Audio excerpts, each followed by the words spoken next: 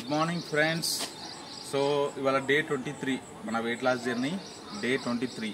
యాక్చువల్గా నిన్న నేను వాకింగ్ రాలేదు, బట్ స్టిల్ వెయిట్ అయితే అదే బ్యాలెన్స్ అవుతుంది, ఏం వెయిట్ గెయిన్ కాలేదు. రీజన్ ఏంటంటే డైట్ మెయింటైన్ చేస్తే ఇంతకంటే ప్రాక్టికల్ అవసరం లేదు.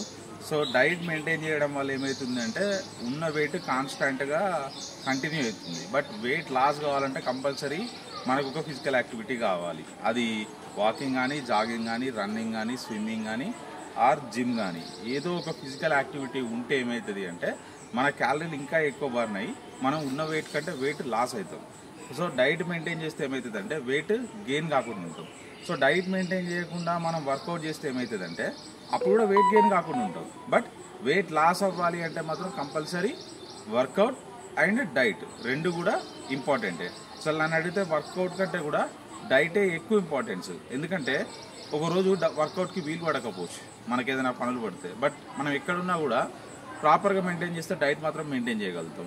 కాబట్టి ఎక్కువ రిజల్ట్ నేను వర్కౌట్ కంటే కూడా డైట్కే ఎక్కువ ఇంపార్టెన్స్ ఇస్తాను. ఎందుకంటే ఇది 40% వేసుకుంటే వర్కౌట్, 60% మనం డైట్కే ఇంపార్టెన్స్ ఇవ్వాలి. ప్లస్ ఇక్కడ వర్కౌట్ పాటించినా డైట్ పాటించినా మనం వెయిట్ లాస్ అవ్వట్లేదు అంటే మాత్రం రీజన్ వాటర్ లెవెల్ కరెక్ట్గా మెయింటైన్ చేయట్లేదు అని చెప్పేసి.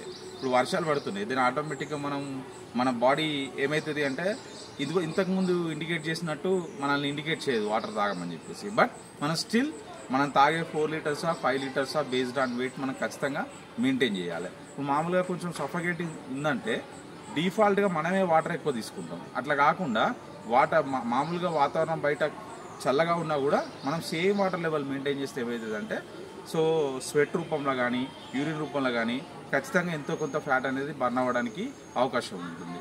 సో రేపటి వీడియో కలుద్దాం ఫ్రెండ్స్, బాయ్.